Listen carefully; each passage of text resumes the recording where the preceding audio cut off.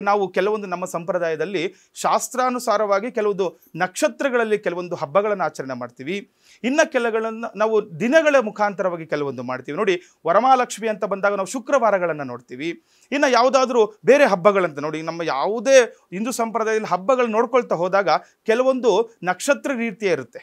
ಆ ಒಂದು ನಕ್ಷತ್ರದಲ್ಲೇನು ಮಾಡಬೇಕು, ಕೆಲವೊಂದು ಈ ಏನು ಹೇಳ್ತೇವೆ ನಾವು ಹಬ್ಬದ ವಾರದ ರೀತಿಯನ್ನು ಕೂಡ ನಾವು ನೋಡ್ತಿರ್ತೀವಿ. ಹಾಗಾಗಿ ಇದು ವರಮಹಾಲಕ್ಷ್ಮಿ ವ್ರತ ಅನ್ನುವಂಥದ್ದು ನಾವು ಶುಕ್ರವಾರ ಆರಂಭ ಅಂದರೆ ಶುಕ್ರವಾರ ನಾವು ಮಾಡುವಂತಹ ವಿಶೇಷವಾಗಿರುವಂಥ ಹಬ್ಬ. ಯಾವಾಗ ಮಾಡಬೇಕು ನೋಡಿ, ಶ್ರಾವಣ ಮಾಸದ ಶುಕ್ಲ ಪಕ್ಷದಲ್ಲಿ ಮಾಡುವಂಥದ್ದು. ಶುಕ್ಲ ಪಕ್ಷ ಅಂದರೆ ಪೌರ್ಣಮಿಯ ಹಿಂದೆ ಬರುವಂಥದ್ದೇ ಶುಕ್ಲ ಪಕ್ಷ, ಅಂದರೆ ಅಮಾವಾಸ್ಯೆಯ ನಂತರ ಶುಕ್ಲ ಪಕ್ಷ ಪ್ರಾರಂಭ ಆಗುತ್ತೆ. ಈ ಶುಕ್ಲ ಪಕ್ಷದಲ್ಲಿ ನಾವು ವಿಶೇಷವಾಗಿ ವರಮಹಾಲಕ್ಷ್ಮಿಯನ್ನು ಪೌರ್ಣಮಿಯ ಹಿಂದಿನ ವಾರ ಯಾವ ಒಂದು ಶುಕ್ರವಾರ ಬರುತ್ತೆ ಆ ಶುಕ್ರವಾರನ ಆಚರಣೆ ಮಾಡುವಂಥದ್ದೇ ತುಂಬ ವಿಶೇಷವಾಗಿರುತ್ತೆ. ಕೆಲವೊಬ್ಬರಲ್ಲಿ ಗೊಂದಲ ಇರುತ್ತೆ, ಯಾಕಂದರೆ ಕೆಲವೊಂದು ವರ್ಷಗಳಲ್ಲಿ 4 ಶುಕ್ರವಾರಗಳು ಬರ್ತಾ ಇರುತ್ತೆ, ಇನ್ನು ಕೆಲವೊಂದು ವರ್ಷಗಳಲ್ಲಿ 5 ಶುಕ್ರವಾರಗಳು ಬಂದ್ಬಿಡುತ್ತೆ. ಆ 5 ಶುಕ್ರವಾರಗಳು ಬಂದಾಗ ನೋಡಿ, ಏನಾದರೂ ಪೌರ್ಣಮಿ ಶುಕ್ರವಾರನೇ ಪೌರ್ಣಮಿ ಬಂತು ಅಂತಂದರೆ ನೋಡಿ, ವಿಶೇಷವಾಗಿ ಆ ದಿನನೇ ಆಚರಣೆ ಮಾಡ್ಕೊಳ್ಬೋದು.